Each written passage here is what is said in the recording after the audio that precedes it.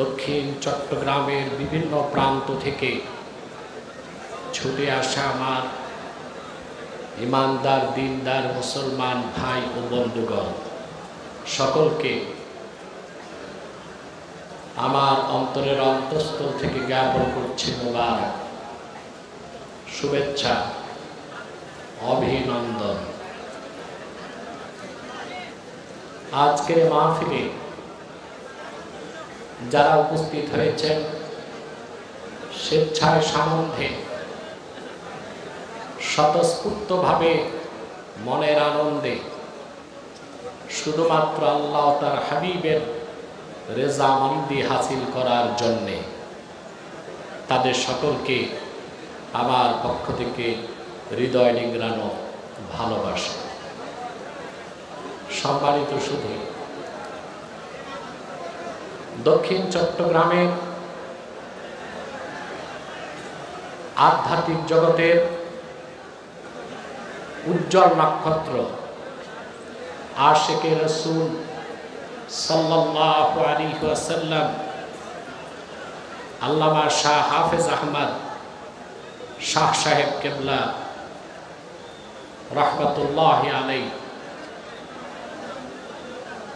যে মাহফিল প্রতিষ্ঠা করে দিয়েছেন, 54 বছর পরে এই প্ল্যাটফর্ম একটি আন্তর্জাতিক প্ল্যাটফর্মে রূপ নিয়েছে এবং দক্ষিণ চট্টগ্রাম সহ গোটা বাংলাদেশের মানুষের দিক নির্দেশনার জন্য এই মাহফিলটি এক মাইলস্টোন হয়ে গেছে। আমরা বলি আলহামদুলিল্লাহ। যেখানে ধারাবাহিক 19 দিন কোরআন সুন্নাহর আলোকে ব্যক্তি জীবনের কল্যাণ, পরকালীন মুক্তি, ব্যক্তি জীবন, সমাজ জীবন, রাষ্ট্র জীবন, শিক্ষা, সংস্কৃতি, অর্থনীতি, যুদ্ধনীতি, লেনদেন, ফৌজদারি, দেওয়ানি, সমস্ত বিষয়ে কোরআন সুন্নাহ থেকে আলোকপাত করা হয়।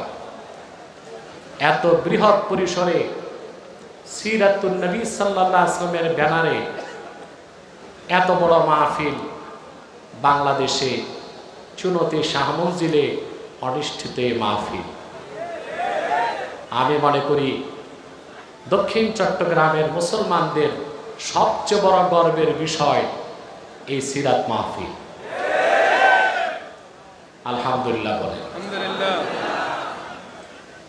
হৃদয় থেকে বলেন আলহামদুলিল্লাহ। আমি খুব দ্রুত আমার আলোচ্য বিষয়ে চলে যাচ্ছি। আকীদায়ে খাতমে নবুয়তের উপর কথা বলার জন্য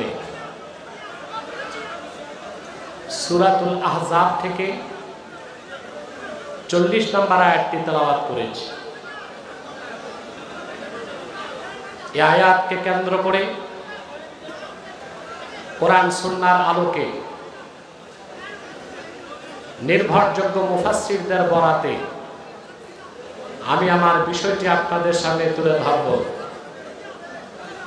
তারপর আকীদা খাতমে নবুয়তের মহান সৈনিক হিসেবে বাংলাদেশে আমাদের কি কাজ, কি কর্মসূচি, সরকারের কি দায়িত্ব, সেই কথাগুলো আমি বলবো ইনশাআল্লাহ। আল্লাহ তৌফিক দান করুন। কিন্তু আমি দেখতে পাচ্ছি দুই পাশে আপনারা ঝামেলা করতেছেন, ডান পাশে আর বাম পাশে। না, বসার জায়গা পাবেন না, কারণ 2 দিন বৃষ্টি হয়েছে, অনেক জায়গায় মাঠ কর্দমাক্ত হয়ে আছে। সেজন্য যারা দাঁড়িয়ে আছেন দাঁড়িয়ে থাকুন, আর ডান পাশে যারা, আপনারা বসে যান।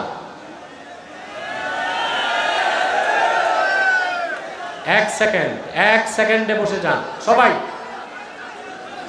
নতুবা দক্ষিণ পাশের মানুষ দেখতে পায় না স্টেজ। বসে যান, বাম পাশেও বসে যান, আপনারাও বসেন। 3 সেকেন্ড টাইম, বসেন। এক্ষুনি বসেন।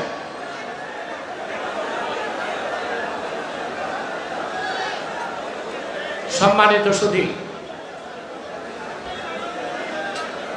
আকীদায়ে খাতমে নবুয়ত হচ্ছে ইসলামের মৌলিক বিশ্বাস, যে বিশ্বাস ছাড়া মানুষ মুসলিম হতে পারে না, মুমিন হতে পারে না। ঠিক কিনা? আল্লাহ তাআলা তার হাবিব মুহাম্মদ সাল্লাল্লাহু আলাইহি সাল্লামের সবচেয়ে বড় পরিচয় কোরআন কারীমে তুলে ধরেন সূরা আহজাব 40 নম্বর আয়াতে, মা কানা মুহাম্মাদুন আবা আহাদিম মির রিজালিকুম ওয়ালাকিন রাসূলুল্লাহি ওয়া খাতামান নাবিয়্যিন। মুহাম্মদ সাল্লাল্লাহু আলাইহি ওয়াসাল্লাম তোমাদের প্রাপ্তবয়স্ক কোন পুরুষের পিতা নন, ওয়ালাকিন রাসূলুল্লাহ, বরং তিনি আল্লাহর রাসূল, ওয়া খাতামান নাবিয়্যিন, সর্বশেষ নবী, সর্বশেষ রাসূল, যার পরে কোনো নবী নাই, যার পরে কোনো রাসূল। আল্লাহ যেমন এক, আল্লাহর একত্বে কারো শরীক নাই। আল্লাহর হাবিব মুহাম্মদ সাল্লাল্লাহু আলাইহি সাল্লামের নবুয়ত ও রিসালাতেও কারো শরীক নাই। কথা বুঝতেছেন? আকীদা খাতমে নবুয়ত ইসলামের মৌলিক বিশ্বাস, সেটা হচ্ছে যে মুহাম্মদ সাল্লাল্লাহু আলাইহি সাল্লামকে প্রেরণ করে আল্লাহ তাআলা ১৫০০ বছর আগে নবুয়ত ও রিসালাতের দরজা চিরতরে বন্ধ করে দিয়েছেন। ওনার পরে আজ পর্যন্ত কোন প্রকার নবী কিংবা রাসূল অবশ্যই আসে নাই, এখনো নাই, কিয়ামত পর্যন্ত আসবে না।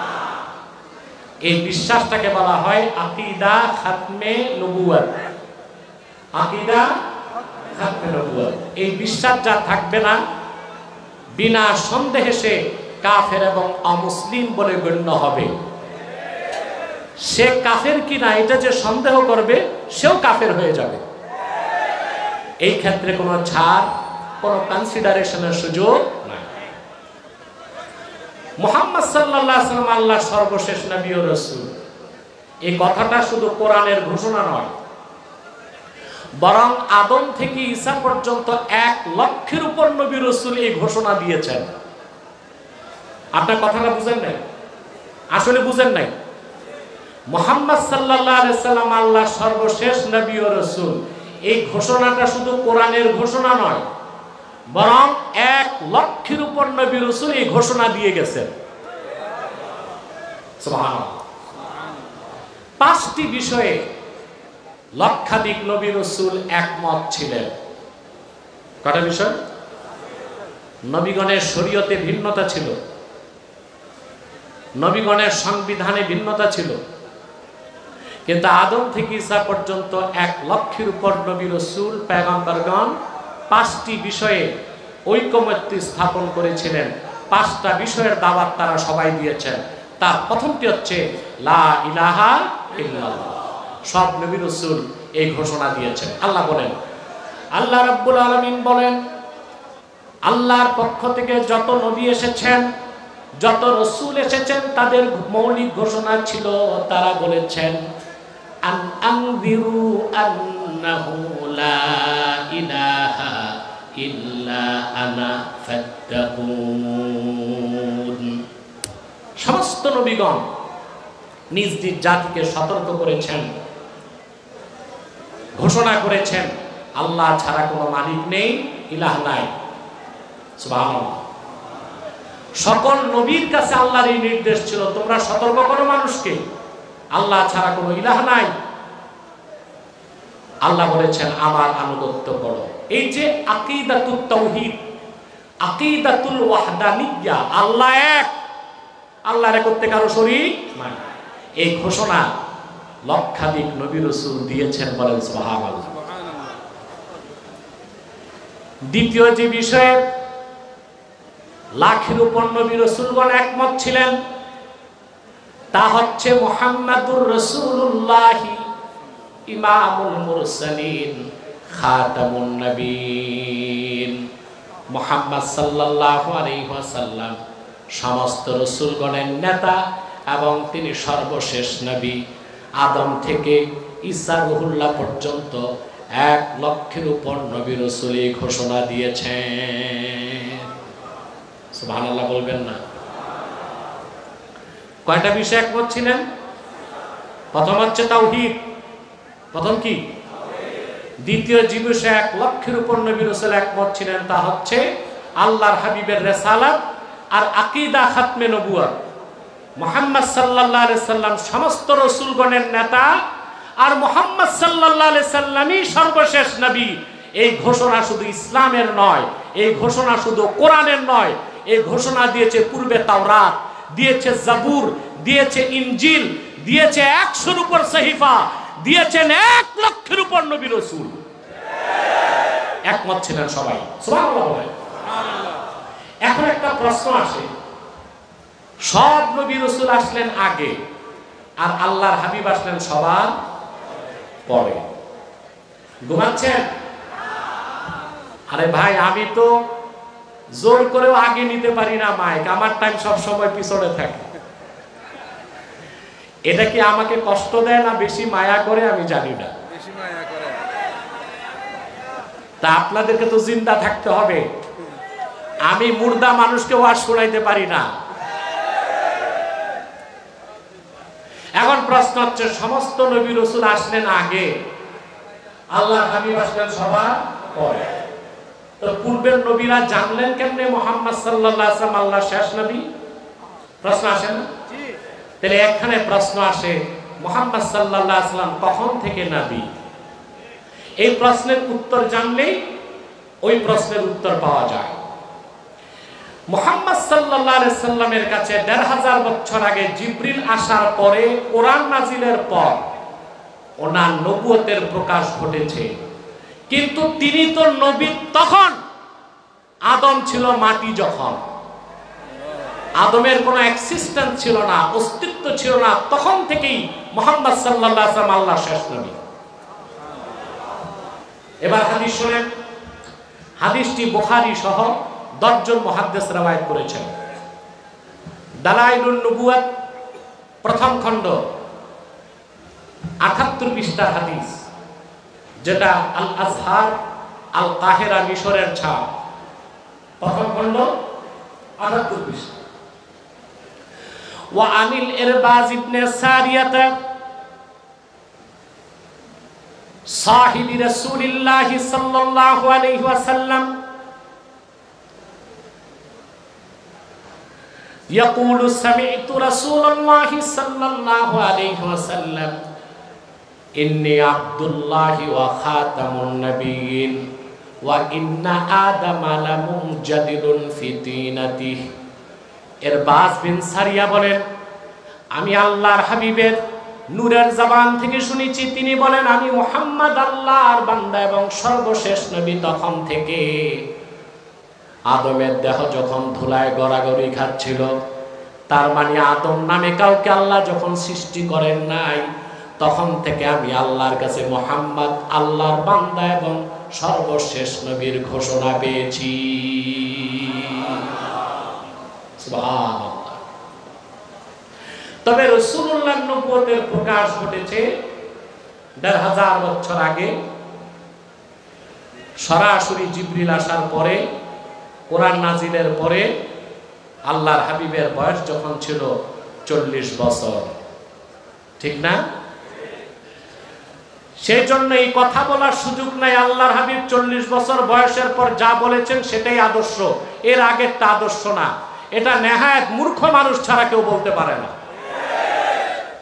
রাসূলুল্লাহর 63 বছরের জিন্দেগি পুরাটাই ছিল মুবারক, মুনাওয়ার, সকল প্রশ্নের অতীত। রাসূলুল্লাহ সাল্লাল্লাহু আলাইহি সাল্লাম বাল্যকালে যে কাজ করেছেন সেটা আমাদের জন্য আদর্শ। জিবরিল আসার আগে যে কাজ করেছেন সেটা আমাদের জন্য আদর্শ। কারণ গোটা 63 বছরের জিন্দেগিতে রাসূল করিম সাল্লাল্লাহু আলাইহি সাল্লাম মন গড়া কোনো কাজ করেন নাই। আপনারা জানেন রাসূল করিম সাল্লাল্লাহু আলাইহি ওয়াসাল্লাম জিবরিল আসার আগে গারে হেরাতে 6 মাস আল্লাহর ইবাদত করছেন না? কথা বলেন। বুখারী শরীফে বলা হয়েছে ওটা ছিল তাহান্নুস। কি ছিল? তাহান্নুস। তাহান্নুস কি? তাআব্বুদুল লায়ালি যাওয়াতিল আদাদ। আল্লাহর হাবিব সাল্লাল্লাহু আলাইহি সাল্লাম গারে হেরাতে ক্রমাগত কয়েক রাত আল্লাহর ইবাদত করতেন। কয়েক রাত পর তিনি হযরত খাদিজার কাছে আসতেন। হযরত খাদিজা আল্লাহ রাসূলের জন্য জাত খাবার তৈরি করে দিতেন। রাসূলুল্লাহ নিয়ে চলে যেতেন গারে হেরায়, আবার কয়েক রাত ক্রমাগত আল্লাহর ইবাদত করতেন। এখন প্রশ্ন হচ্ছে, আল্লাহ রাসূল ওহী নাজিলের আগে যে ইবাদত করতেন, পূর্বের কোন নবী শরীয়ত মানতেন? প্রশ্ন আসে। আরে মিয়া, তোমরা কি মহিলা না পুরুষ? কথা বলেন। কাপুরুষ না সুপুরুষ? তো সুপুরুষের আওয়াজ তো বিড়ালের মতো হয় না, সিংহের মতো হয়। প্রশ্ন আসে না? কোরআন নাজিলার আগে রাসূলুল্লাহ কোন নবীর শরীয়ত মেনে ইবাদত করতেন? আসে প্রশ্ন। জবাব কি? আল্লামা বদরুদ্দিন আইনি বলেছেন বুখারী শরাতে এটা 30টা উত্তর। কয়টা? 30টা উত্তর। 29টা একদিক, একটা উত্তর আরেক দিক। সেটা হচ্ছে ওয়াকানা ইয়াতাআব্বাদু বিমা ইউলকা ইলাইহি মিন নূরিল মারিফা। কোরআন নাজিলের আগেও রাসূলুল্লাহ সাল্লাল্লাহু আলাইহি সাল্লাম পূর্বের কোন নবীর শরীয়ত মানতেন না, কারণ তিনি তো নবীগণের নবী ছিলেন। আল্লাহ সরাসরি ওহী নাজিলের আগেও রাসূলুল্লাহর কাছে অন্তরে মারিফতের নূর পাঠায় দিতেন। সেই মোতাবেক রাসূলুল্লাহ আল্লাহর ইবাদত করতেন। সেই জন্য তোমার নবী, আমার নবী শুধু মুসলিমদের নবী নন, তিনি নবিউল আম্বিয়া, লাখের উপর পয়গম্বরের নবী হলেন মুহাম্মদ সাল্লাল্লাহু আলাইহি ওয়াসাল্লাম।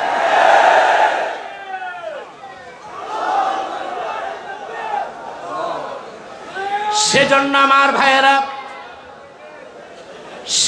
আমার ভাইয়েরা, এই মাহফিলে বসছেন, এটা মেলা না, হাসাহাসি করবেন না, একদম চুপচাপ, ধৈর্য আদব রক্ষা করতে হবে।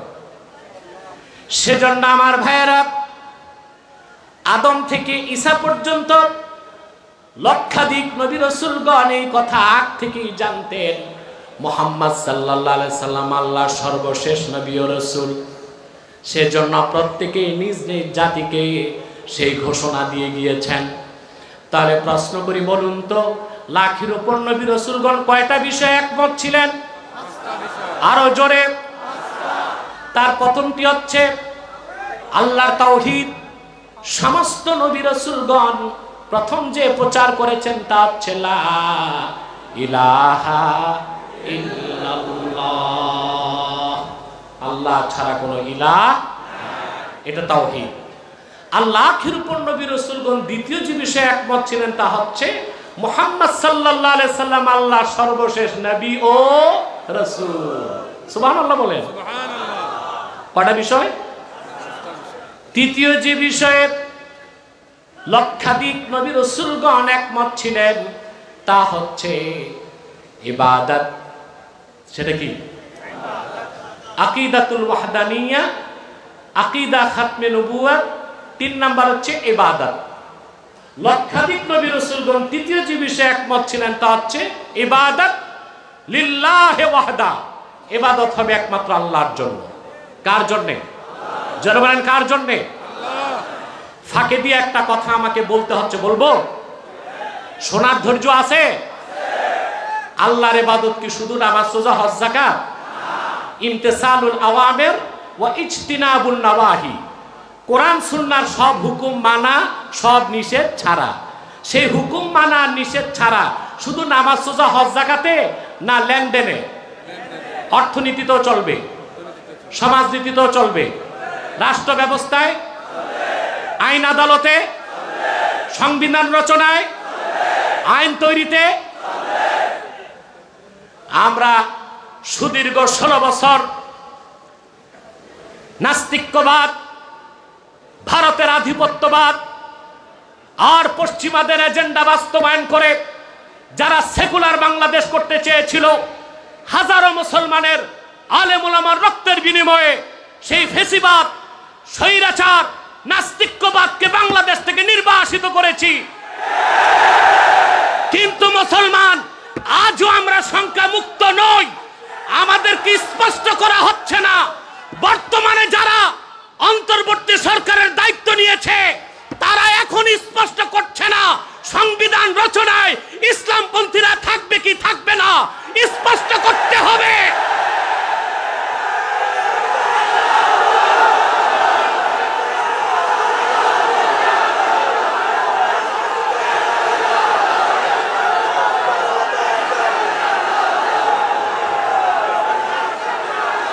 আগে যারা ছিল ক্ষমতায় ভারতের তাবেদারি করেছে,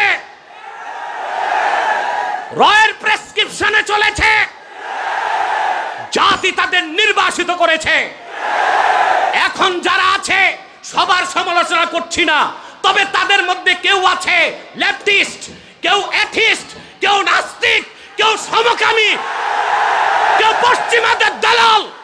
যদি 14 কোটি মুসলমানের প্রতিনিধি আলেমদেরকে ছাড়া সংবিধান পুনর্গঠন করা হয়, জাতি তা মেনে নিবে না।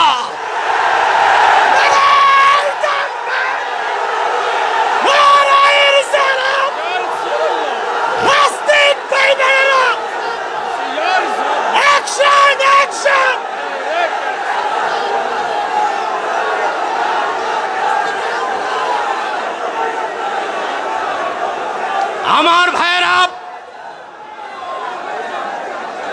বুদ্ধিজীবীদের পক্ষ থেকে বলা হচ্ছে, বসেন, বুদ্ধিজীবীদের পক্ষ থেকে বলা হচ্ছে নতুন বাংলাদেশের কোন আদর্শ থাকবে না, রাষ্ট্রের পলিসি থাকবে, আদর্শ থাকবে না। আপনারা কি আদর্শ বিশ্বাস করেন? আল্লাহর হাবিবের আদর্শকে আমরা বিশ্বাস করি, কার্ল মার্ক্সের আদর্শে বিশ্বাস করি না, লেনিনের আদর্শে বিশ্বাস করি না, আব্রাহাম লিঙ্কনের আদর্শে বিশ্বাস করি না। রাসূলুল্লাহ যে আদর্শ শিক্ষা দিয়েছেন সেই আদর্শের ভিত্তিতে নতুন বাংলাদেশ গড়তে হবে, নতুবা বিপ্লবের জবাবে আরেকবার বিপ্লব হবে।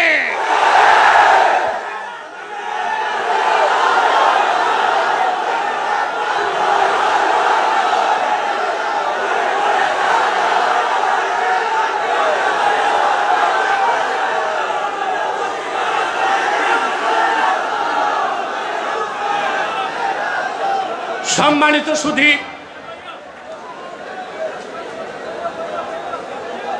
বলা হয় ছাত্র আর সমন্বয়করা যা বলে তাই শুনবে, নাবালেগ বাচ্চারা বুঝে কি?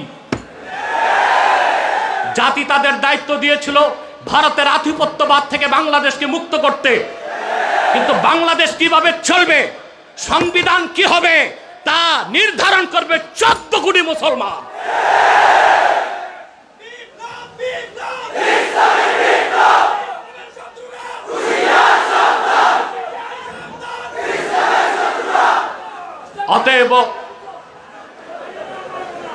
অতএব ইবাদত হচ্ছে শুধু নামাজ, রোজা, হজ, যাকাত নয়। ইবাদত হচ্ছে আইন আদালতে, সংবিধান রচনায়, আইন প্রণয়নে, ফৌজদারিতে, দেওয়ানিতে, ব্যাংকে, অর্থনীতিতে, সমাজনীতিতে, রাষ্ট্রনীতিতে, সব জায়গায় শরীয়তের হুকুম কিতা মানতে হবে, নিষেধ কিতা ছাড়তে হবে। তাহলে আমরা কি আদর্শ মুক্ত বাংলাদেশ চাই না আদর্শ ভিত্তিক বাংলাদেশ চাই?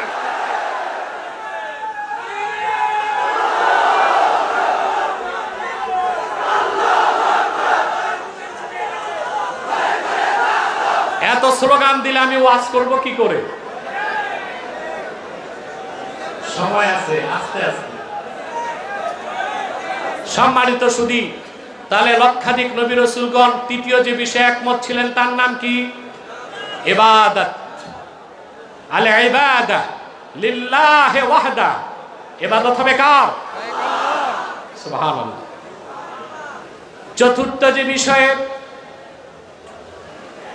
লক্ষাধিক নবী রাসূলগণ একমত ছিলেন তা হচ্ছে ঈমান বিল আখিরাত।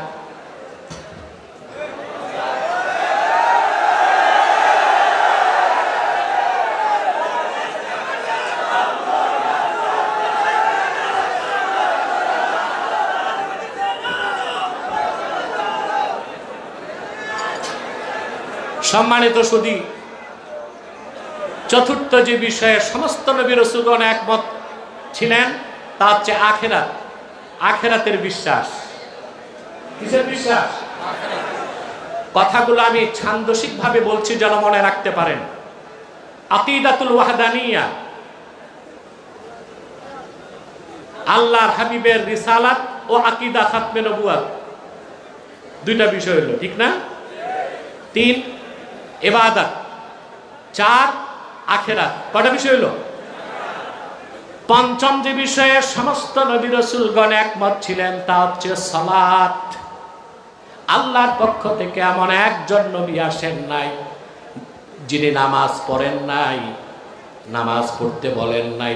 এই 5টা বিষয়ে লাখের উপর নবী রাসূলগণ একমত ছিলেন। তাহলে ভাইরা, যে 5টা বিষয়ে লক্ষাধিক নবী রাসূলগণ একমত ছিলেন তার মধ্যে অন্যতম বিষয় হচ্ছে মুহাম্মদ সাল্লাল্লাহু আলাইহি সাল্লাম আল্লাহর সর্বশেষ নবী ও রাসূল। ওনার পরে কোনো নবী নাই, কোনো রাসূল নাই। এজন্য আকিদা খাতমে নবুয়তের বিশ্বাস, ঈমান আকিদার মূল বিশ্বাস।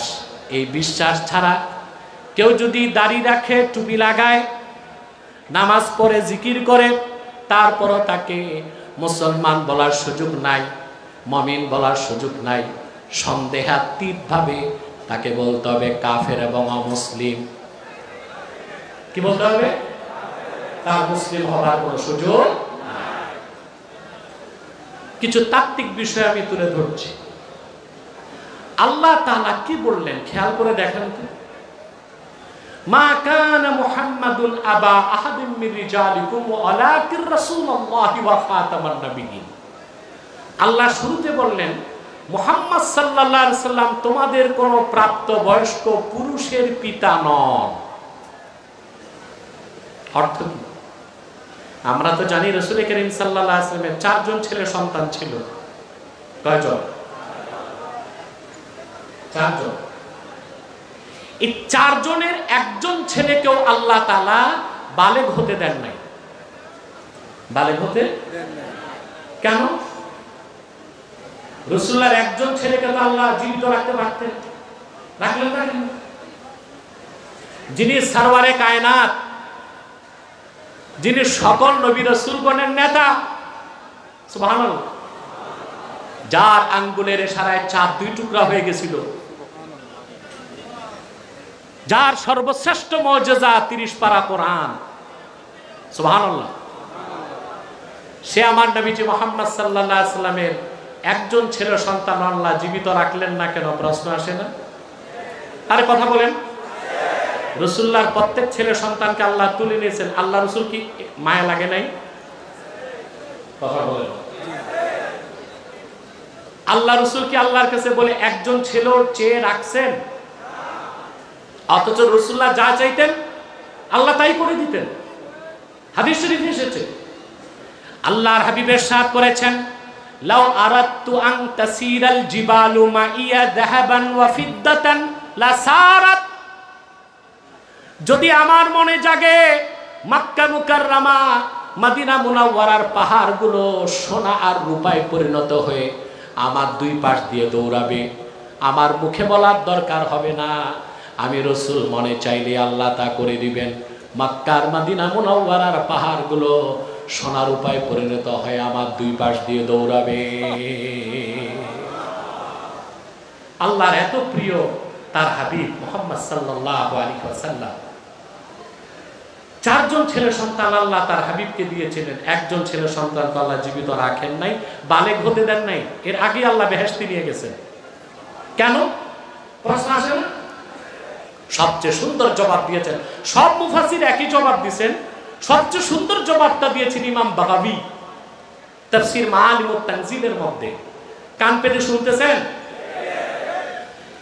ইমামে বাগাবী তাফসীর করতে যেয়ে লিখেন, মা কানা মুহাম্মাদুন আবা আহাদিম মিন রিজালিকুম, মুহাম্মদ সাল্লাল্লাহু আলাইহি ওয়াসাল্লাম তোমাদের কোন প্রাপ্তবয়স্ক পুরুষের পিতা নন। এই কথা দিয়ে আল্লাহ জগৎবাসীকে এটাই বুঝাতে চেয়েছেন, লাউলাম আখতিম বি মুহাম্মাদিন সাল্লাল্লাহু আলাইহি ওয়াসাল্লাম আন-নবুওয়াতা লা জাআলতু লাহু ইবনান ইয়াকুনু বাদাহু নবী। আল্লাহ বুঝাতে চাইলেন পৃথিবীর মানুষেরা শোনো, যদি আমি মুহাম্মদ সাল্লাল্লাহু আলাইহি সাল্লামকে প্রেরণ করে নবুয়তের রিসালাতের দরজা বন্ধ করার সিদ্ধান্ত না নিতাম, তাহলে অবশ্যই আমি আল্লাহ আমার হাবিবের 4 জন ছেলে সন্তানের একজনকে জীবিত রাখতাম, যাকে আমি আমার হাবিবের পর নবী বানায় দিতাম। যেহেতু আদম সৃষ্টির আগে আমার সিদ্ধান্ত মুহাম্মদ সাল্লাল্লাহু আলাইহি সাল্লাম সর্বশেষ নবী এবং রাসূল, ওনার পরে কোন নবী নাই, কোন রাসূল নাই, নবুয়তের রিসালাতের দরজা আমি বন্ধ করে দিব। সেই জন্য পৃথিবীর মানুষের মনে যেন আমার হাবিব মুহাম্মদ সাল্লাল্লাহু আলাইহি সাল্লাম শেষ নবী সেই বিষয়ে সামান্যতম সন্দেহ জাগতে না পারে, সেজন্য আমি আমার হাবিব মুহাম্মদ সাল্লাল্লাহু আলাইহি সাল্লামের 4 জন ছেলে সন্তানের একজনকেও জীবিত রাখি নাই। আমার হাবিবের আগে আমি 4 জনকেই জান্নাতে তুলে নিয়েছি। এই কথা বুঝাবার জন্যে যে আমার নবী মুহাম্মদ সাল্লাল্লাহু আলাইহি সাল্লাম আমার সর্বশেষ নবী, ওনার পরে কোনো নবী নাই, কোনো রাসূল নাই। যদি আমি বানাতাম অবশ্যই আমি আমার হাবিবের 4 জন ছেলের একজনকে জীবিত রাখতাম। চিন্তা করেন আকীদা খাতমে নবুয়তের বিষয়টা কি বিষয়, অথচ আমার দেশের মৌলভী সাহেবরা সব ওয়াজ করে, খাতমে নবুয়তের বক্তব্য তারা দিতে চায় না, আলোচনা করে না, কম করে, ঠিক না? তাদেরকে ঘাড় ধরে খাতমে নবুয়তের বিষয়ে ওয়াজ করাতে হয়, অথচ খাতমে নবুয়তের বিষয় হচ্ছে ঈমানের মৌলিক বিশ্বাস।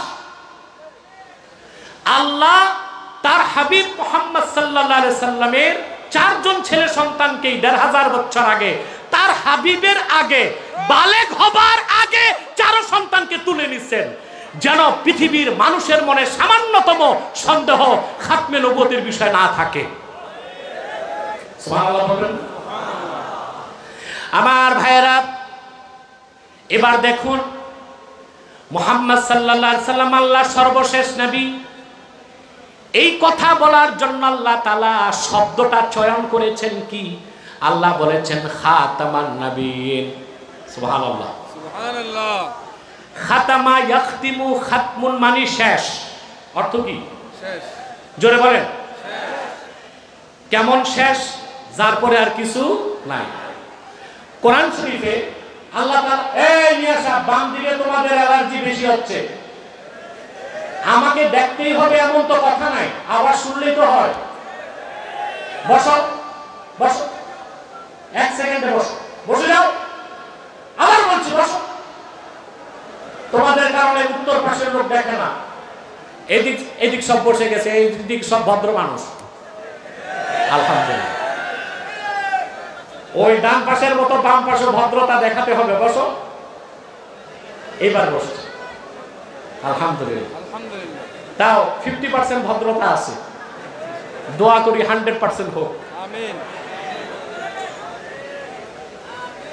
দেখেন আল্লাহ তার হাবিব মুহাম্মদ সাল্লাল্লাহু আলাইহি ওয়াসাল্লাম সর্বশেষ নবী, এটা বুঝাতে শব্দটা নিয়েছেন খাতামান নবিয়্যিন। খাতমুন শব্দের যত অর্থ সব অর্থ শেষ, সব অর্থ কি? শেষ। কিন্তু কোরআন শরীফে বিভিন্ন শব্দ আল্লাহ বিভিন্ন জায়গায় বিভিন্ন অর্থে নিয়েছেন। একই ধাতু থেকে, একই শব্দ থেকে, একই মাজদার থেকে, একই মাদ্দা থেকে একই শব্দ আল্লাহ কোরআন শরীফে ভিন্ন ভিন্ন জায়গায় ভিন্ন ভিন্ন অর্থ নিয়েছেন। যেমন দরাবা ইয়াদরিবু দারবুন মানে কি? পিটানো, মারা। কিন্তু আল্লাহ তাআলা কোরআন শরীফের দারবুন শব্দ থেকে 3টা অর্থ নিয়েছেন। কয়টা? আল্লাহ তাআলা এক জায়গায় বলেন وآخرون يضربون في الأرض يبتغون من فضل الله আমার নবী মুহাম্মদ সাল্লাল্লাহু আলাইহি সাল্লামের একদল সাহাবী আছেন যারা তাহাজ্জুদ পড়ে, আরেক দল সাহাবী আছেন বেশি পড়ার সুযোগ পায় না, কারণ তারা আল্লাহ প্রদত্ত রিজিক অন্বেষণের জন্য জমিনে চলাফেরা করে। এই যে ইয়াদ্রিবুন, দরাবা ইয়াদ্রিবু থেকে এখানে ইয়াদ্রিবুন অর্থ হাঁটাহাঁটি, অর্থ কি হাঁটাহাঁটি। আবার আল্লাহ তাআলা আরেক জায়গায় বলেন ওয়াতিলকাল আমসালু নাদরিবুহা লিন্নাসি লাআল্লাহুম ইয়াতাফাক্কারুন। আর এসব হচ্ছে দৃষ্টান্ত যা আমি উপস্থাপন করে থাকি মানব জাতির চিন্তার জন্য। তাহলে দারবুন শব্দ থেকে এক জায়গায় অর্থ নিলেন আল্লাহ হাঁটাহাঁটি, দারবুন শব্দ থেকে আরেক জায়গায় অর্থ নিলেন উদাহরণ দেওয়া। আরেক জায়গায় আল্লাহ মুসা নবীর প্রসঙ্গে বলেন, মুসা যখন আল্লাহর হুকুম পেলেন, আল্লাহ মুসাকে ডাক দিয়ে বললেন ফাদরিব বিআসাকাল হাজার, মুসা তুমি লাঠি দিয়া পাথরে মারো। ওখানে দারবুন থেকে অর্থ নিলেন মারো, মারা। তাহলে দারবুন শব্দ থেকে আল্লাহ একই শব্দ থেকে এক জায়গায় অর্থ নিলেন মারা, দারবুন শব্দ থেকে এক জায়গায় অর্থ নিলেন হাঁটাহাঁটি, দারবুন শব্দ থেকে আরেক জায়গায় অর্থ নিলেন দৃষ্টান্ত দেওয়া। একই শব্দ অর্থ কয়টা? এখন কোন জায়গায় কোন অর্থ, এটা কিভাবে নেবেন আপনি? এর জন্য আপনাকে হাদিস শুনতে হবে। এই অর্থ নিতে হবে হাদিস থেকে। কিসের থেকে? কোরআন ব্যাখ্যার মূল নীতির প্রথম নীতি হচ্ছে ইন্নাল কুরআনা ইউফাসসিরু বা'দুহু বা'দা, কোরআনের এক অংশ আরেক অংশের তাফসীর করে। দ্বিতীয় মূল নীতি হচ্ছে তাফসীরুল কুরআন বিল আহাদিস, কোরআনের তাফসীর করতে হবে হাদিস দিয়ে। তৃতীয় মূল নীতি কোরআনের তাফসীর করতে হবে সাহাবায়ে কেরামের বক্তব্য থেকে। চতুর্থ নীতি কোরআনের তাফসীর করতে হবে তাবিনদের বক্তব্য থেকে। পঞ্চম নীতি কোরআনের তাফসীর নিতে হবে ইজমাউল মুফাসসিরিন, অধিক সংখ্যক মুফাসসির যেটা বলেন সেটা। এর বাইরে, এই নীতির বাইরে যেই আল্লাহর কোরআন থেকে ব্যাখ্যা করতে যাবে সে নিজেও পথভ্রষ্ট হবে, মানুষকেও পথভ্রষ্ট করবে। যেমন এখন একটা দল বের হয়েছে আহলে কোরআন। এইটা আহলে কোরআন না আহলে শয়তান? এটা আমার কাছে ধরা খাইছে 1.5 বছর আগে। আপনারা দেখছেন না? ডক্টর আব্দুল কাদের সাহেব বলছে আপনার কাছে ধরা খাওয়ার আগে আমার কাছে আসছিল। তো ডক্টর আব্দুল কাদের সাহেব, ওনার তো রক সোজা, কিন্তু ও জানতো না আমার রক বাঁকা। এটা আল্লাহ তাআলা জন্মগতভাবে আমার ঘাড়ের রক একটু টেরা বানাই দিয়েছে। কারণ বাংলাদেশের কাফের মুশরিক নাস্তিকগুলোরে শায়েস্তা করতে হবে। দরবেশি দিয়ে আর সুফিগিরি দিয়ে কাজ হবে না। আর তথাকথিত মোটিভেশনাল বক্তা যারা, ওই যে আপনার চ্যানেলে বসে বসে মিষ্টি মিষ্টি ওয়াজ করে, ওগুলো দিয়া কাফের মুশরিক রামবাম নাস্তিক ঠিক করা যায় না, ঠিক কিনা? ওগুলা ভিন্ন কাজ। এখন তো অনেক বক্তা মোটিভেশনাল স্পিচার, তারপরে মিষ্টি মিষ্টি কথা, সবাই ঠিক, ঝোপ বুঝে কোপ মারো, বৃষ্টি দেখে ছাতা ধরো। আগে ফেসিবাদের সাথেও ছিল দোস্তি, এখন তারা আসছে এদের সাথেও দোস্তি। এরা হচ্ছে ধান্দাবাজ মৌলবী। জাতির পক্ষে এরা কখনো কথা বলে নাই, বলবে না। শিরক কুফরের বিরুদ্ধে কোনোদিন কথা বলে নাই, বলার মতো সাহসটুকুন তাদের না। আমাদেরকে নসিহত খয়রাত করে, একটু ঠান্ডা মাথায় বলা যায় না? কথা বলে কুকুর ঠিক করতে মুগুর লাগে। তোমরা তোমাদের ঠান্ডাবাজি নিয়ে বসে থাকো, ওইটা দেখতে গেলে বাংলাদেশ রসাতলে যাবে। তো এই যে আহলে কোরআন দাবিদার, এটা আমার কাছে গেছে। আপনার ভিডিও দেখেছেন, আমার মনে হয় বাংলা ভাষায় কথা বলে এরকম কোটি কোটি মানুষ দেখছে। 22 মিনিটের মাথায় সে আমার কাছে পরাজিত হয়ে নাকে খত দিয়া তওবা করে বের হয়েছে। তওবা তো আর আসলে করে নাই, স্বীকার করছে হেরে যাওয়ার পর। এই লোকটার নাম হচ্ছে সাইদ খান। এটা তো সাইদ খান না, এটা ইবনু শয়তান। এটা কি? সাইদ খান না ইবনু শয়তান। এই ইবনু শয়তানের দাবি হচ্ছে মহানবী হচ্ছে ইব্রাহিম খলিল, মুহাম্মদ সাল্লাল্লাহু আলাইহি ওয়াসাল্লাম মহানবী নন। তারপর তার দাবি হচ্ছে বুখারী মুসলিম সহ সমস্ত হাদিসের কিতাব জাল, সে শুধু কোরআন মানে। এটা কি মুসলমান না কাফের? চিল্লায় বলতে হবে মুসলমান না কাফের? আমার দেশের কিছু মৌলবী সাহেব আছে নসিহত করে সবাইরে বাতিল বাতিল করে দূরে সরাইলে হবে না। বেটা তুমি বাতিল চিনো? যাদের ঈমান নাই যে কোনো মাসলাকের সাথে আমরা ঐক্য করতে প্রস্তুত আছি, কিন্তু কোনো বাতিল ফেরকার সাথে ঐক্য চলবে না। যদি বাতিল ফেরকার সাথে ঐক্য করা যেত তো হযরত আলী খারিজিদের সাথে ঐক্য করতেন, তাদের বিরুদ্ধে তিনি অস্ত্র হাতে নিতেন না। অথচ খারিজিদের বিরুদ্ধে হযরত আলী যুদ্ধ করেছেন। ইরাকের হারুরা নামক এলাকায় 12,000 খারিজির 8,000কে তিনি মৃত্যুদণ্ড দিয়েছেন। হযরত আলী ঐক্য বুঝে নাই। 1,500 বছর পরে এই শিকি আদলি পাশিকার মৌলবী সাহেবরা ঐক্য বুঝে গেছে। যে কোনো মাসলাকের সাথে ঐক্য করতে আমরা প্রস্তুত আছি, কিন্তু কোন বাতিল ফেরকার সাথে ঐক্য হবে না। আহলে কোরআন দাবিদার মাসলাক নয়, এটা ফেরকা। এদের সাথে কোন ঐক্য চলবে না। আমার কাছে যে লোকটি 1.5 বছর আগে পরাজিত হলো, সেই লোকটিকেই বর্তমান অন্তর্বর্তী সরকার এনসিটিভিতে সদস্য বানিয়েছে। পাঠ্যপুস্তক সংশোধন করার যে কমিটি, সেখানে তার নাম এসেছে। এরপরে তাও কি ইসলাম ধর্ম বই সংশোধনের দায়িত্ব দিছে তাকে। যার ঈমান না, ইসলাম চিনে না, তার দিছে দায়িত্ব ইসলাম ধর্ম বই সংশোধন করা। আপনারা পাননি এগুলো? এটা কি উচিত হয়েছে? এটা কি বৈষম্য হয়েছে না বৈষম্য বিরোধী কাজ হয়েছে?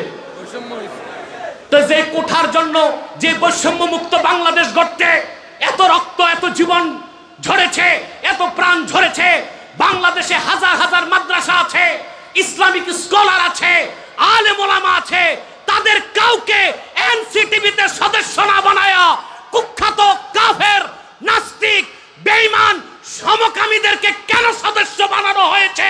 ইউনূস সাহেবের কাছে তার জবাব চাই আমি চলতের ময়দান থেকে।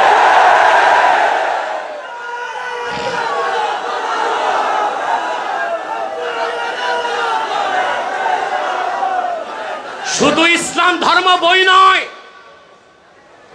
প্রাইমারি থেকে বিশ্ববিদ্যালয় পর্যন্ত কি বিজ্ঞান, কি সাহিত্য, কি ভূগোল, কি অর্থনীতি, কি রাষ্ট্রনীতি, কি বিজ্ঞান, কোন বইতে কোরআন সুন্নাহ বিরোধী কিছু থাকতে পারবেন না।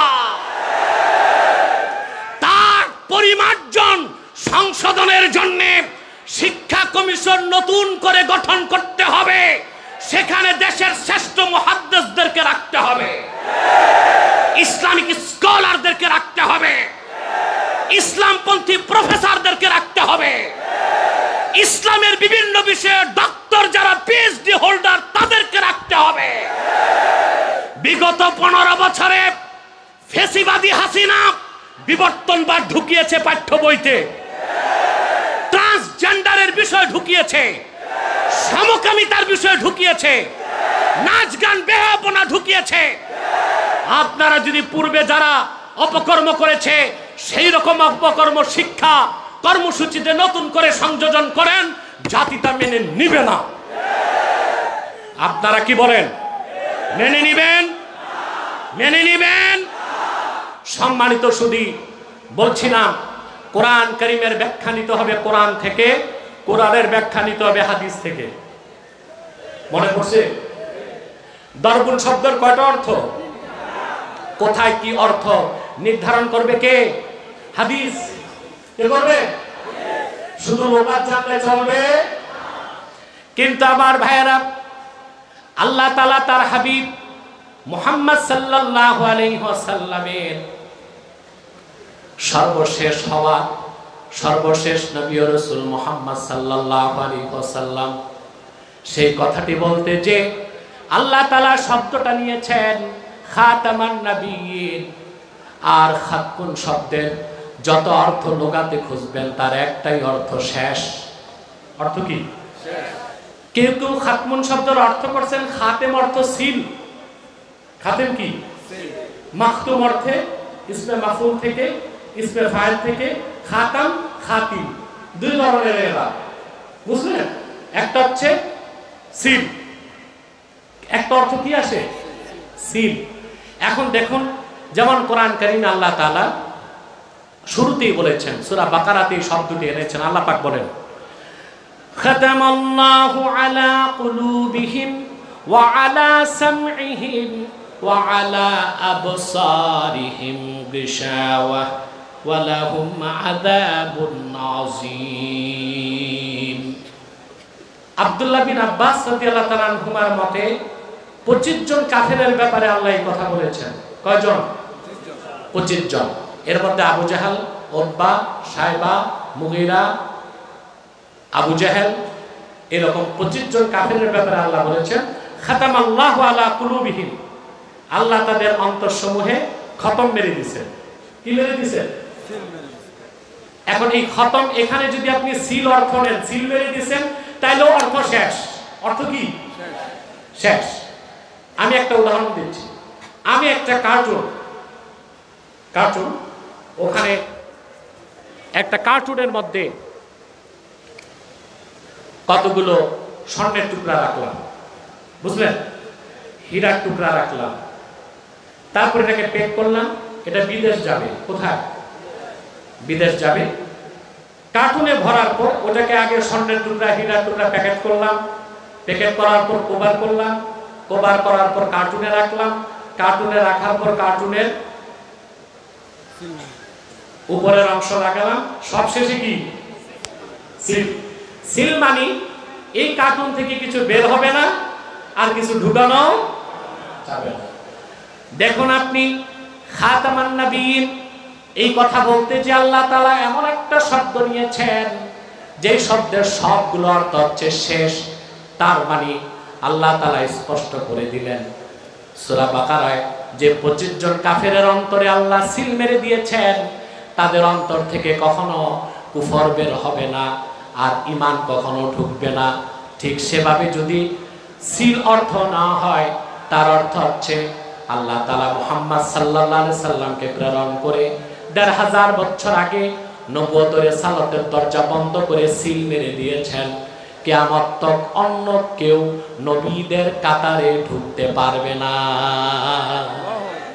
তাহলে খাতামান নবীন, এই ক্ষেত্রে আল্লাহ যে শব্দটা দিয়েছেন এমন এক শব্দ যা ভিন্ন কোনো অর্থ করার সুযোগ নাই।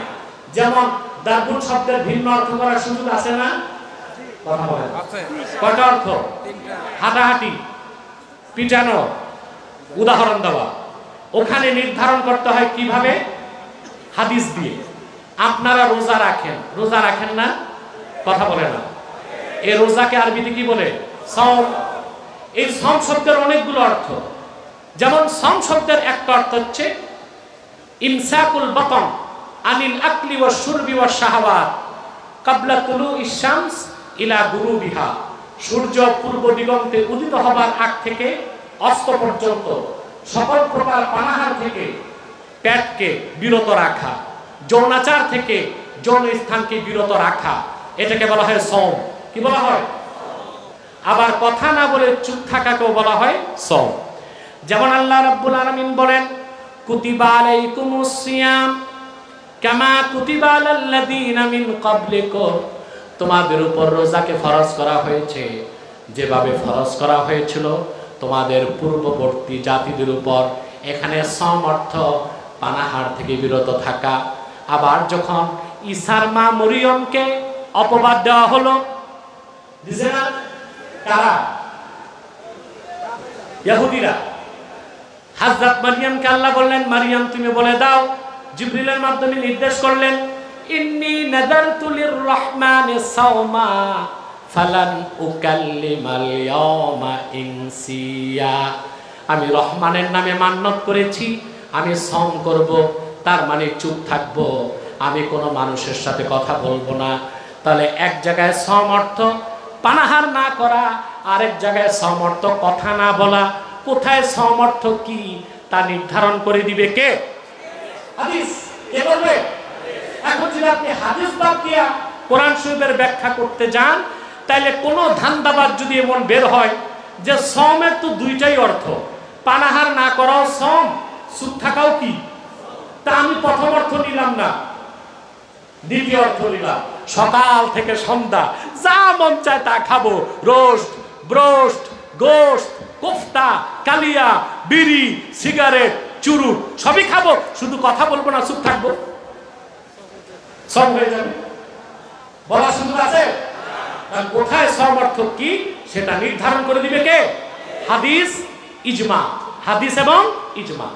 সেজন্য আমার ভাইয়েরা, মা কানা মুহাম্মাদুন আবা আহাদিম মির রিজালিকুম, মুহাম্মদ সাল্লাল্লাহু আলাইহি সাল্লাম তোমাদের কোনো প্রাপ্ত বয়স্ক পুরুষের পিতা নন, বরং তিনি আল্লাহর রাসূল এবং সর্বশেষ নবী। খাতামান নবীনের অর্থ মুহাম্মদ সাল্লাল্লাহু আলাইহি সাল্লাম আল্লাহর সর্বশেষ নবী। এই ব্যাখ্যার পক্ষে আল্লাহর রাসূল নিজেই হাদিস বর্ণনা করে গিয়েছেন, যে মুতাওয়াতির হাদিসের সংখ্যা 1000-এর বেশি, এবং সমস্ত সাহাবী, সমস্ত তাবিঈন, সমস্ত উম্মত একমত যে মুহাম্মদ সাল্লাল্লাহু আলাইহি সাল্লাম খাতামান নবিয়্যিন, এর অর্থ হচ্ছে মুহাম্মদ সাল্লাল্লাহু আলাইহি সাল্লাম আল্লাহর সর্বশেষ নবী ও রাসূল। ওনার পরে কোনো নবী নাই, কোনো রাসূল নাই। এখানে দ্বিতীয় ব্যাখ্যা নেবার কোনো সুযোগ নাই। আর সবচেয়ে বড় কথা, খাতমুন শব্দের যত অর্থ করবেন সব অর্থই হচ্ছে কি শেষ। অর্থ কি? আমি কি কথাটা বুঝাতে পারলাম? আমার ভাইয়েরা, আপনাদের কষ্ট হচ্ছে? কষ্ট হয় না? এটা কেমন কথা? কষ্ট হলেই না সব পাবেন? কষ্ট হচ্ছে? আব্দুল কাদের সাহেব আমারে বলে 2.5 ঘন্টা বয়ান করবেন। আমি বলছি আমি অসুস্থ, দেখি ইনশাল্লাহ আমার সময় মতো আল্লাহ আমাকে নেয় কিনা। তারপরে আমাদের মহতারাম ডক্টর আব্দুল কাদের সাহেব বক্তব্য রাখবেন ইনশাল্লাহ। আরো তো আলোচক আছে মনে হয়। আমি খুব জোর জবরদস্তি করে একটু আগে বসছি, আবার বেশি আগে বসা যায় না, অনেক লোকের আবদার। ওনারা বাড়ি থেকে রওনাই দিছে 1টার পরে। অনেক মানুষ আছে দূর দূরান্ত থেকে আসে। হ্যাঁ, সব দিক মিলিয়ে আমাদেরকে সবটাই দেখতে হয়, সবকিছুর ঊর্ধ্বে আমাদের মাহফিলের স্বার্থ, ঠিক না? আমার ভাইরা, আল্লাহ হাবিব মুহাম্মদ সাল্লাল্লাহু আলাইহি সাল্লাম খাতামান নবিয়্যিন, এই কথার ব্যাখ্যাটা রাসূলুল্লাহ নিজে দিয়ে গেছেন। এইরকম মুতাওয়াতির হাদিসের সংখ্যা কত? 1000। সুবহানাল্লাহ বলেন। সহিহ বুখারীতে এসেছে, আল্লাহর হাবিব সাহাবায়ে কেরামকে ব্যাখ্যা দিয়েছেন, ইন্না মাসালি ওয়া মাসালাল আমবিয়াই কামাসালি রাজুলিন বানা বাইতান ফাআহসানাহু ওয়া আজমালাহু ইল্লা মাওদিআ লাবিনাতিন মিন যাওয়িয়াহ ফাজআলান নাস ইয়াতুফুনা বিহি ওয়া ইয়া'জাবুনা লাহু ওয়া ইয়াকুলুনা হাল্লা উদিয়াত হাযিহিল লাবিনা ক্বালা ওয়া আনাল লাবিনা ওয়া আনা খাতামুন নবিয়্যিন। আল্লাহর হাবিব মুহাম্মদ সাল্লাল্লাহু আলাইহি ওয়াসাল্লাম তিনি খাতামুন নবিয়্যিন, ব্যাখ্যাটা তিনি নিজেই করে গেছেন। আর কোন ব্যাখ্যার দরকার আছে? জোরে বলেন আছে? আল্লাহর হাবিব বলেছেন, ইন্না মাসালি ওয়া মাসালাল আমবিয়া, আমি মুহাম্মদ সাল্লাল্লাহু আলাইহি ওয়াসাল্লাম এবং পূর্বের পয়গম্বরদের উদাহরণ হচ্ছে কামাসালি রাজুলিন বানা বাইতান, এমন একজন ব্যক্তির মতো যিনি একটা প্রাসাদ নির্মাণ করলেন, প্রাসাদটিকে সৌন্দর্যমণ্ডিত করলেন, সৌকর্যমণ্ডিত করলেন। লোকেরা প্রাসাদটা ঘুরে ঘুরে দেখতে লাগলো। তারপর তারা বলতে লাগলো, এত সুন্দর প্রাসাদ, এত সৌকর্যমণ্ডিত প্রাসাদ, কিন্তু একটা ইট কেন বাকি রইল? একটা ইট কেন বাকি রাখা হলো? আল্লাহর হাবিব বলেছেন, আল্লাহ তাআলা আদম থেকে ঈসা পর্যন্ত লাখের উপর নবীর মাধ্যমে নবুয়তের যে প্রাসাদ নির্মাণ করেছেন, সেই নবুয়তের প্রাসাদে একটা ইট বাকি ছিল। আর সেই ইট হচ্ছে নবুয়তের প্রাসাদের সর্বশেষ ইট। আমি মুহাম্মদ সাল্লাল্লাহু আলাইহি ওয়াসাল্লাম, আমাকে প্রেরণ করে আল্লাহ তাআলা নবুয়তের প্রাসাদকে পরিসমাপ্ত করেছেন, শেষ করেছেন। বলেন সুবহানাল্লাহ। আর জোরে বলেন সুবহানাল্লাহ। অন্য ব্যাখ্যা নেবার সুযোগ আছে? পূর্বে নবীর পরে নবী আসতেন 3টা কারণে। কয়টা কারণে? জোরে বলেন। 3টা কারণে। এর মধ্যে একটা কারণ হচ্ছে পূর্বের সব নবীরা ছিলেন আঞ্চলিক নবী। কি নবী? এই জন্য এক এলাকায় এক নবী আসলে আরেক এলাকার জন্য আরেক নবী প্রয়োজন হতো। আল্লাহ নবীর পরে নবী পাঠাতেন।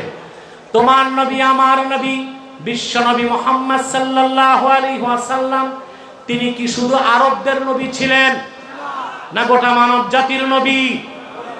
তিনি যে ইসলাম দিয়েছেন শুধু আরবের জন্য না সবার জন্য? আজকে আবার আরেক বুদ্ধিজীবীর আমদানি হয়েছে। পুরান পাগলের ভাত নাই, নতুন পাগল আসছে ঢাকা বিশ্ববিদ্যালয়ে। আমি নামটা বললাম না।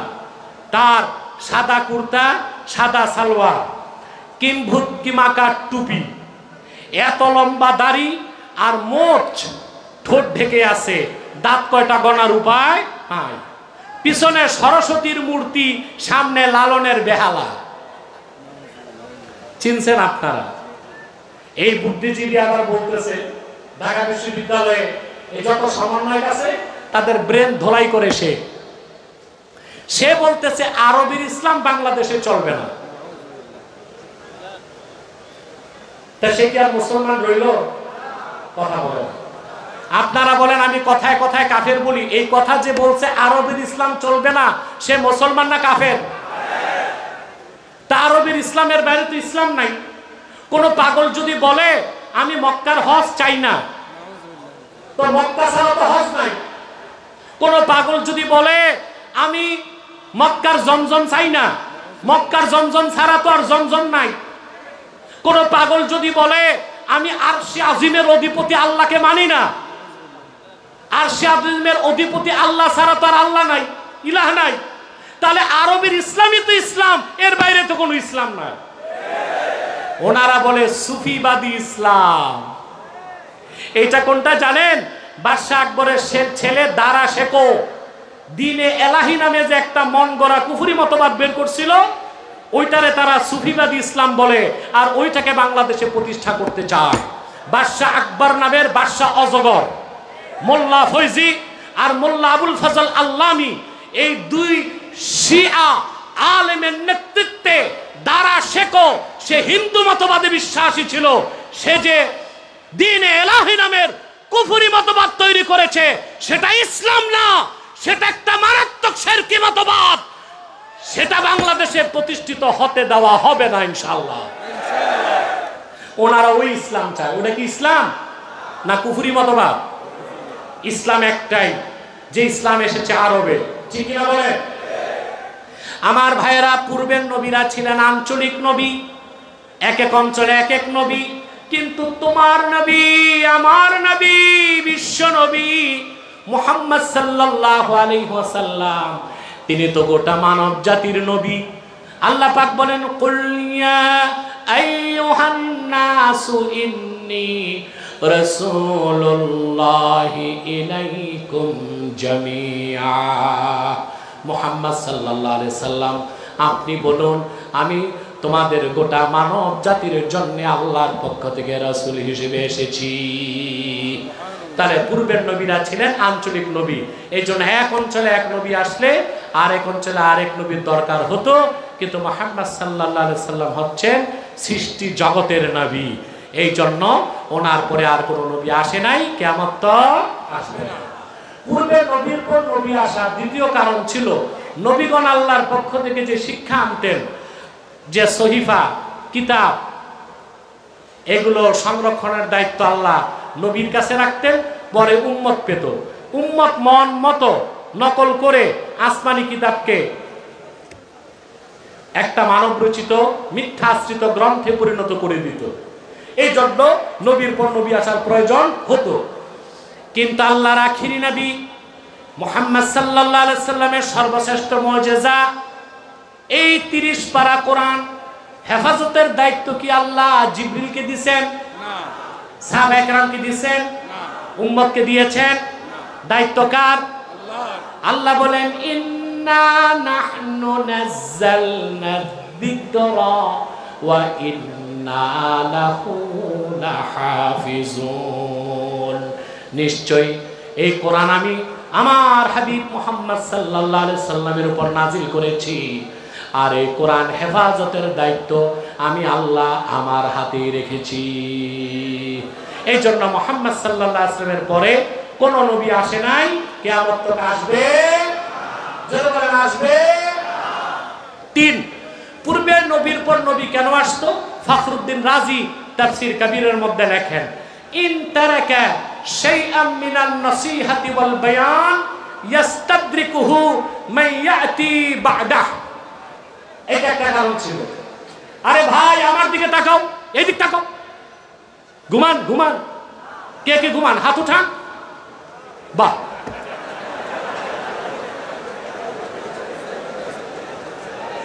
এই মানুষগুলোর ওয়াজ না শোনায়া গাছপালার ওয়াজ শোনাইলে ভালো, তবে সংখ্যায় খুব কম।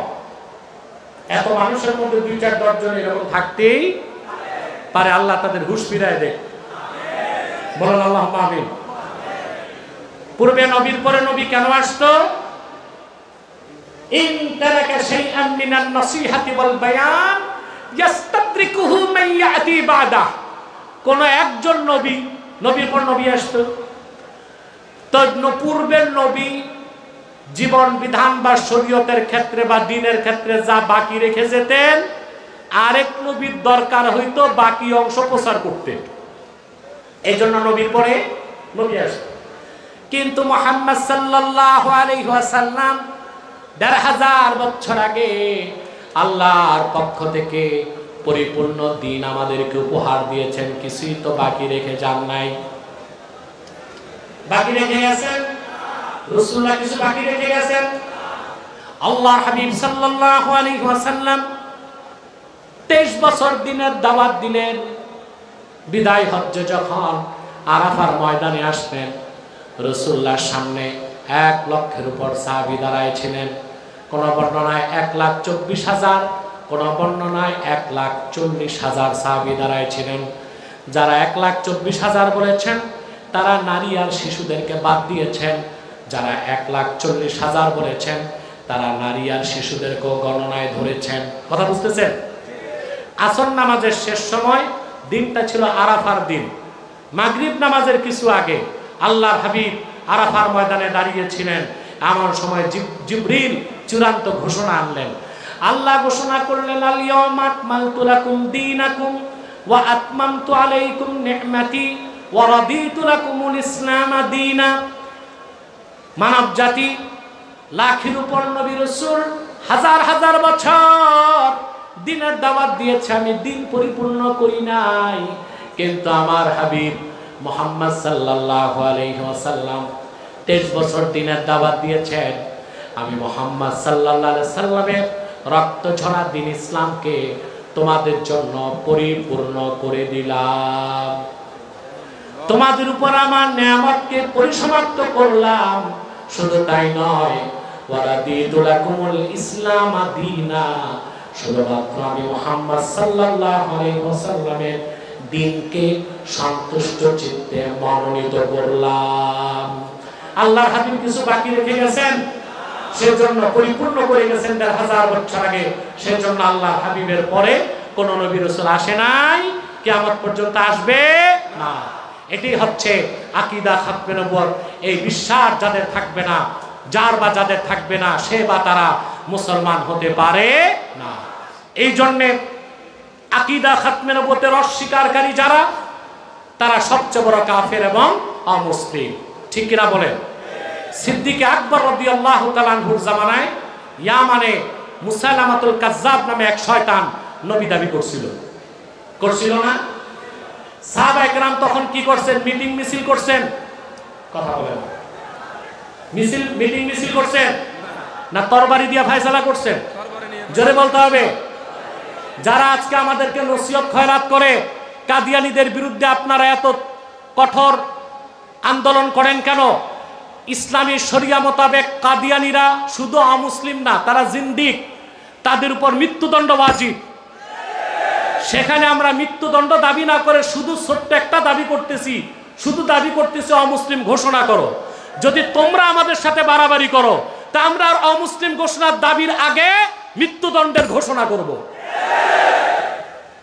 বুঝেন নাই? আবু বকর সিদ্দিক রাদিয়াল্লাহু তাআলা আনহুর জামানায় যখন মুসাইলামাতুল কাজ্জাব নবুয়ত দাবি করছে, সাহাবায়ে কেরাম মিছিল করছেন, কথা বলে না, মিটিং করছেন, তরবারি দিয়ে ফয়সালা করছেন। আবু বকর রাদিয়াল্লাহু তাআলা আনহু খালেদ সাইফুল্লাহর নেতৃত্বে 30,000 সাহাবীকে প্রেরণ করলেন মিথ্যা নবুয়তের দাবিদার মুসাইলামাতুল কাজ্জাবকে হত্যা করার জন্য। মুসলমান, আমি আপনাদেরকে একটা তথ্য দিয়ে যাচ্ছি। আল্লাহর হাবিবের নূরের জামানায় যতগুলো যুদ্ধ হয়েছে, জুয়ুস, বুউস, সারিয়া, গাজওয়া, প্রায় 80টার কাছাকাছি। গাজওয়া হয়েছে 27টা, কিন্তু সারিয়া, জুয়ুস এবং বুউস সব মিলিয়ে প্রায় 80টার কাছাকাছি। রাসূলুল্লাহ নূরের জামানায় 80টির মতো যুদ্ধে ইসলামের পক্ষে আর বিপক্ষে মোট মানুষ নিহত হয়েছিল মাত্র 1018 জন। কিন্তু যেই দিন শুধুমাত্র মুসাইলামাতুল কাজ্জাব, আকীদা খাতমে নবুয়তের অস্বীকারী মুসাইলামাতুল কাজ্জাব ও তার অনুসারীদের বিরুদ্ধে খালেদ সাইফুল্লাহর নেতৃত্বে সিদ্দিক আকবর বাহিনী প্রেরণ করলেন, ইতিহাস সাক্ষ্য দেয় সেই একদিনের যুদ্ধে মিথ্যা নবুয়তের দাবিদার মুসাইলামাকে হত্যা করতে যে 2400 সাহাবী জীবন উৎসর্গ করেছেন। কত? 2400 সাহাবী। তার মধ্যে 700 ছিলেন কোরআনের হাফেজ সাহাবী। দ্রুত হযরত উসমান পরবর্তীতে কোরআন কারীম লিপিবদ্ধ করে সারা দুনিয়ায় ছড়িয়ে দিতে চাইলেন যে এক যুদ্ধেই 700 হাফেজ সাহাবী শহীদ হয়ে গেছে, তাহলে কোরআন হেফাজত হবে কেমন করে? মুসলমান, আপনাদের কাছে আমার প্রশ্ন, তাহলে স্পষ্ট বোঝা যাচ্ছে খাতমে নবুয়তের জিহাদ সবচেয়ে বড় জিহাদ, খাতমে নবুয়তের আন্দোলন সবচেয়ে বড় আন্দোলন। আমি করজোড়ে অনুরোধ করব, আমার দেশে যারা ইসলামী রাজনীতি করেন, আপনারা দ্রুত ম্যানিফেস্টোতে ঘোষণা দিন, যদি আপনারা জাতীয় সংসদে সংখ্যা গরিষ্ঠতা নিয়ে যেতে পারেন, কাদিয়ানীদেরকে অমুসলিম ঘোষণা করবেন আপনারা।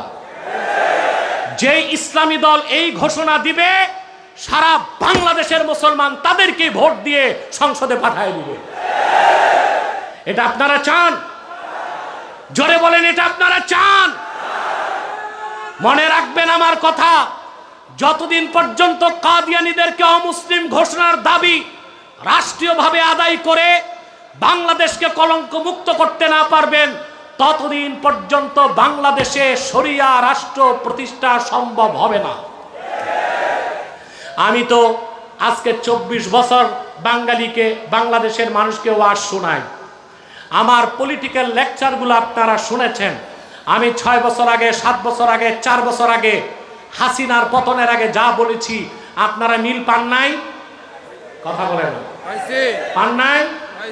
এই কথাটাও লিখে রাখতে পারেন, যতদিন আপনারা রাষ্ট্রীয়ভাবে কাদিয়ানীদেরকে অমুসলিম ঘোষণা না করবেন, ততদিন পর্যন্ত শরিয়া রাষ্ট্র বাংলাদেশে করা সম্ভব হবে না।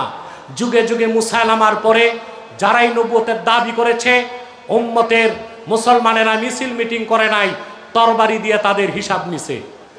সবচেয়ে দুঃখ পরিতাপের বিষয়, আমার আল্লাহ ও নূর নবীজি মুহাম্মদ সাল্লাল্লাহু আলাইহি সাল্লামের ইসলাম ও কোরআনের হাজার হাজার হাজার বছর পরে ইংরেজ আমলে ভারতের কুখ্যাত পাঞ্জাবের কুখ্যাত গুরুদাসপুরের কুখ্যাত কাদিয়ানে ইংরেজদের পা চাটা গোলাম এক শয়তান নবুয়ত দাবি করছে। শয়তানটার নাম ছিল মির্জা গোলাম আহমদ কাদিয়ানি। সাবধান, তাকে গোলাম আহমদ বলা যাবে না, কারণ সে ছিল ইংরেজদের পা চাটা গোলাম, কুখ্যাত কাফের। আর কাফের কখনো গোলাম আহমদ এর গোলাম হতে পারে না। কাদিয়ানের কাজ্জাব ছিল কুখ্যাত কাফের, সে গোলাম আহমদ এর গোলাম ছিল না, সে ছিল কুখ্যাত শয়তানের গোলাম। কাদিয়ানের কাজ্জাব মিথ্যা নবুয়তের দাবিদার মির্জা গোলাম শয়তান কাদিয়ানির উপর গজব এসেছে 1908 সালে। যখন গজব এসেছে, কাদিয়ানের কাজ্জাব মিথ্যা নবুয়তের দাবিদার মির্জা গোলাম শয়তান কাদিয়ানি 1908 সালে ধ্বংস হয়ে কুখ্যাত জাহান্নামের কুখ্যাত কুকুরে পরিণত হয়েছে, তার অনুসারীরাও ধ্বংস হয়েছে। বর্তমানে কিছু কাদিয়ানি বাংলাদেশে আছে, যারা বিভিন্ন রাজনৈতিক দলে ঘাপটি মেরে বসে আছে। বাংলাদেশের অধিকাংশ সেক্টরে তারা ঘাপটি মেরে বসে আছে। নিজেদের নাম পরিবর্তন করে করে তারা মিথ্যা পরিচয় দেয়। কখনো নিজেদের পরিচয় দেয় আহমদি জামাত, কখনো বলে আহমদিয়া জামাত, কখনো বলে আহমদি মুসলমান, কখনো বলে আহমদিয়া মুসলমান, কখনো বলে আহমদি সম্প্রদায়, কখনো বলে আহমদিয়া সম্প্রদায়। যত কাদিয়ানি ছিল আছে থাকবে, তারা কেউ আহমদি জামাত নয়, আহমদিয়া জামাত নয়, আহমদি সম্প্রদায় নয়, আহমদিয়া সম্প্রদায় নয়, আহমদি মুসলিম জামাত নয়, আহমদিয়া মুসলিম জামাত নয়, তারা শয়তানি জামাত, কুখ্যাত জাহান্নামের কুখ্যাত কুকুরের দল। আমাদের সকল দলের একটাই দাবি, আমাদের সকল দলের একটাই দাবি, আপনারা জানেন 2013 সালে শাপলা চত্বরে অসংখ্য আলেম হাফেজ শাহাদাত বরণ করেছিল। যদি 13 সালের 5ই মে আলেমরা রক্ত না দিত, তাহলে কোটা বিরোধী আন্দোলন 11 বছর পরে সফল হতে পারত না। রক্ত দিয়েছে ওলামায়ে কেরাম। বাংলাদেশে কত মানুষ ফাঁসিতে ঝুলেছে, কত মানুষ কারাগারের অন্ধ। আপনারা কত মানুষ কেন, বাংলাদেশের কিংবদন্তি আলেম আল্লামা সাইদিকে অন্ধকার কুঠুরিতে বন্দি রেখে 14ই আগস্ট গত বছর ইনজেকশন প্রয়োগ করে তাকে হত্যা করা হয়েছে। আপনারা জানেন, আপনারা সাইদি সাহেবের বক্তব্য শুনেছেন। প্যারেড ময়দানে তিনি কাদিয়ানি কাফেরদের বিরুদ্ধে সবচেয়ে বলিষ্ঠ কণ্ঠে বক্তব্য দিতেন, শোনেন নাই? তাহলে কাদিয়ানীদেরকে অমুসলিম ঘোষণার দাবি শুধু কোনো একটি দলের দাবি নয়, তাহরিকে খাতমে নবুয়ত বাংলাদেশের দাবি, হেফাজত ইসলামের দাবি, জামাত ইসলামের দাবি, জমিয়তের দাবি, মজলিসের দাবি, চরমনায়ের দাবি, বাংলাদেশের সমস্ত মুসলমানের দাবি। তাহলে জাতীয় সংসদে 14 কোটি মুসলমানের দাবি যদি মানা না হয়, সেই গণতন্ত্র মানি না, সেই সংবিধান মানি না, সেই সংস্কার আন্দোলন মানি না। যারাই সরকার গঠন করবে, যারাই নির্বাচিত হয়ে সংসদে যাবে, কাদিয়ানীদেরকে অমুসলিম ঘোষণার দাবি আদায় করতেই হবে, নতুবা তাদেরকেও ক্ষমতা থেকে নির্বাসিত করা হবে।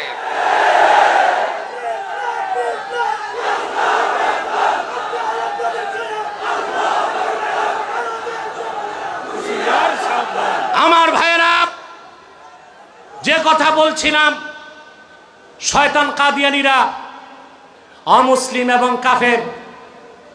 অনেক মুসলমান বক্তাকেও শুনি বলে আহমদি জামাত। নাউজুবিল্লাহ, এটা বললে ঈমান থাকবে? নিঃসন্দেহে কাদিয়ানীরা কাফের এবং অমুসলিম।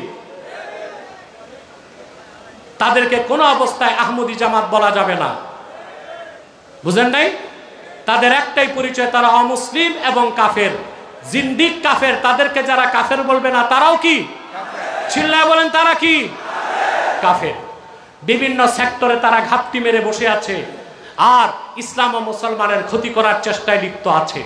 সেজন্য আপনাদের বলছিলাম 13 সালে 5ই মে শাপলা চত্বরে 2013 সালে দাবি ছিল কয়টা?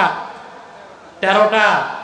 13টার মধ্যে একটা দাবি ছিল, হেফাজতের মূল দাবি ছিল কাদিয়ানীদেরকে অমুসলিম ঘোষণা করতে হবে। এটা আপনারা জানেন না? আমি বলবো হেফাজত নেতাদেরকে, আপনাদেরকে সংসদে যাওয়ার দরকার নাই, আপনারা একটা আন্দোলন করুন। এই আন্দোলনে সারা জাতি আপনাদেরকে সমর্থন দিবে।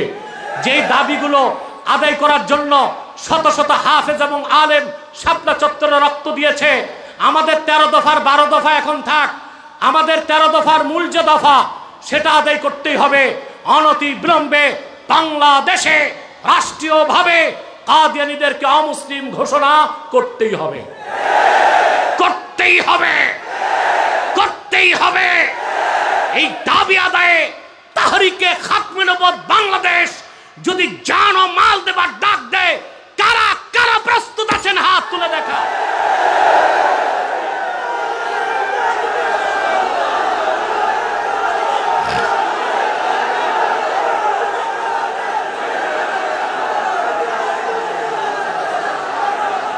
সম্মানিত সুধী, বসুন।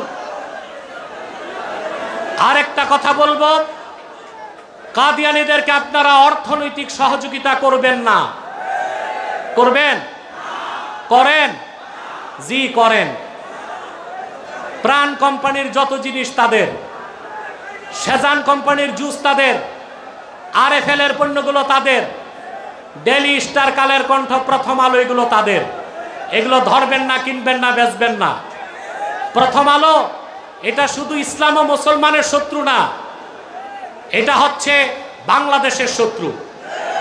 এই বসেন, বসে যান। এটা বাংলাদেশের শত্রু।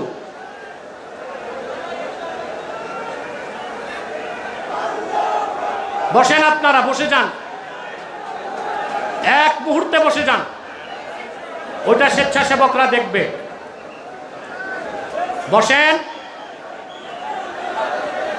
ওই ঝামেলাটা স্বেচ্ছাসেবকরা দেখবে, আপনারা বসেন। তাহলে আমার দিকে তাকান। এই প্রথম আলো হচ্ছে ইসলামের শত্রু, মুসলমানের শত্রু, বাংলাদেশেরও শত্রু। এটা আপনারা জানেন, সবাই জানেন এটা। অতএব কাদিয়ানীদের পণ্যদ্রব্যগুলো ধরবেন না, কিনবেন না, বেচবেন না। রাজি আছেন? রাজি আছেন? বিদায় লগ্নে আরেকটা কথা বলবো, কোন অবস্থায় আরেকটি বিষয়, আরেকটি অমুসলিম সম্প্রদায় আমাদের সার্বভৌমত্বে আঘাত করতে চাচ্ছে। আরেকটি, আপনারা বসেন। আমাদের সাবেক এমপি শাহজাহান ভাই এসেছেন, আলহামদুলিল্লাহ। আমরা তাকে স্টেজে স্বাগত জানাই। বসেন, আমরা তাকে স্টেজে স্বাগত জানাই। তিনি এসেছেন, তিনি ইনশাল্লাহ আপনাদের সাথে কুশল বিনিময় করবেন ইনশাল্লাহ। বয়সের ভারে এখন তিনি নুজ্জ, দীর্ঘকাল তিনি নির্যাতিত হয়েছেন, নিপীড়িত হয়েছেন, ঠিক না? আমরা তার জন্য দোয়া করব, আল্লাহ সুবহানাহু ওয়া তাআলা তাকে যেন দ্বীনের পক্ষে কাজ করার তৌফিক দান করেন। বলুন আল্লাহুম্মা আমিন। সম্মানিত সুধী, আরেকটা মুসলিম সম্প্রদায় আমাদের বিরুদ্ধে কাজ করছে, এটা হচ্ছে খ্রিস্টান মিশনারি, যারা পার্বত্য চট্টগ্রামে খাগড়াছড়িতে সহিংসতা করছে। এই খ্রিস্টান মিশনারি চাচ্ছে পার্বত্য চট্টগ্রামকে ছিন্ন করে একটা খ্রিস্টান রাষ্ট্র বানাতে। এক সাগর রক্তের বিনিময়েও খ্রিস্টানদের মিশনারি বাস্তবায়ন করতে দেওয়া হবে না বাংলাদেশে। রাজি আছেন? যদি বাংলাদেশের স্বাধীনতা রক্ষায় মার্কিন এজেন্ডাকে রুখে দেবার জন্য পার্বত্য চট্টগ্রাম রক্ষায় জিহাদের ডাক আসে, সেনাবাহিনীর সাথে কাঁধে কাঁধ মিলিয়ে বাংলাদেশে মুসলমান জিহাদ করতে প্রস্তুত আছে।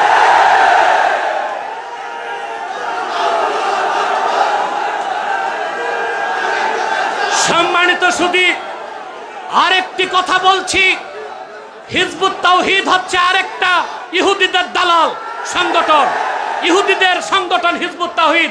এটা থেকেও সাবধান থাকবেন। বিদায় লগ্নে আরেকটি কথা বলছি, আমাদের এখন ইস্পাত কঠিন ঐক্য গড়ে তুলতে হবে।